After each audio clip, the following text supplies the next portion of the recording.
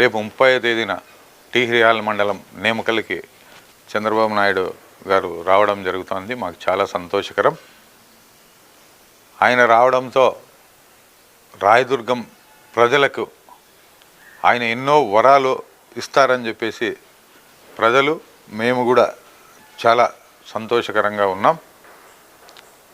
బీటీపీకి కృష్ణా జలాలు అయితేనేంటి, జరుగుతున్న అక్రమ మైనింగ్ అయితేనేంటి, అక్రమ ఇసుక మట్టి దీనిలపైన అయితేనేంటి, మరి దళిత భూముల్లో బడాబాబులు ఈరోజు స్వాధీనం చేసుకోవడం అయితే ఏంటి, కబ్జాకి గురైన భూములు అయితే ఏంటి, పేకాట రాయిళ్ళ అరకట్టడం అయితే ఏంటి, మరి ఇలా ఎన్నో రాయదుర్గంలో జరుగుతున్న అన్యాయాలు అక్రమాలపైన ఆయన దృష్టి సాగించి దీన్ని అన్నీ అరకట్టి అక్కడున్న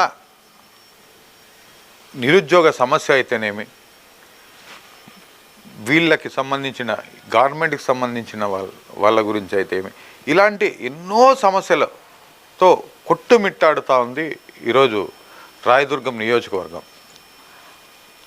ఎన్ని ప్రభుత్వాలు వచ్చినా ఎవరు వచ్చినా అభివృద్ధి అనేది శూన్యం. అలాంటి ప్రాంతానికి ఈరోజు చంద్రబాబు నాయుడు గారు రావడం అనేది చాలా సంతోషకరం. ఆయన రాకతోనైనా ఈ అన్యాయాలు అరాచకాలుకి ఫుల్ స్టాప్ పడుతుందా, అభివృద్ధి పరుగులెత్తుతుందా అనేది నా క్వశ్చన్. ఆయన వచ్చిపోయిన తర్వాత ఆయన మాట్లాడే స్పీచ్ని విని, మనకిచ్చిండే వరాలను విని నేను మరి మీ ముందుకొచ్చి విషయాలన్నీ అయితే తెలియజేస్తా. యాక్చువల్గా నేను చంద్రబాబు నాయుడు గారిని కలవల్లా అని చెప్పేసి దృఢ నిశ్చయంతో ఉన్నా. కాకపోతే గత 1.5 మంత్ బ్యాకే విశాఖ ఉక్కు ఆంధ్రుల హక్కు ఆ సబ్జెక్ట్ పైన భారీ ధర్నా అనేది విశాఖపట్నంలో 1వ తేదీ జరుగుతుంది. అందుకు నేను బయలుదేరుతున్నా.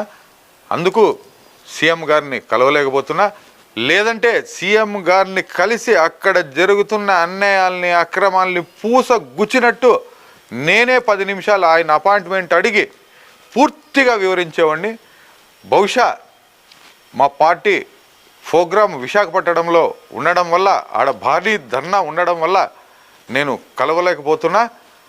ఇది ఇలాగే జరిగితే సీఎం గారిని పర్సనల్గా అయినా కలిసి పూర్తి అక్కడ జరుగుతున్న ప్రతి అన్యాయాలు అక్రమాలపైన, మట్టిపైన, ఇసుకపైన, గ్రానైట్ పైన, మరి కార్డ్స్ పైన, కల్తీ కళ్ళు పైన, దీనిపైన ప్రతి ఒక్కటి నేను తెలియజేస్తున్నా. నేను వాస్తవం చెప్తున్నా. ప్రతి విషయాన్ని అయితే చంద్రబాబు నాయుడు గారి దృష్టికి తీసుకెళ్ళాలనుకున్నా. బహుశా నాకున్న ప్రోగ్రాం వల్ల నేను పెద్ద ఆయన్ని కలవలేకపోతున్నా. కలిసినా కలకపోయినా నేను వాస్తవం చెప్తున్నా. ఆయన ఇక్కడికి వస్తున్నాడంటే రాయదుర్గాన్ని ఏదో మంచి వరాల జల్లు కురిపిస్తాడని చెప్పేసి నేను ఆశిస్తున్నా. అదే విధంగా వరాల జల్లు కురిపియాలని చెప్పేసి ఆయనకి నేను ప్రత్యేక కృతజ్ఞతలు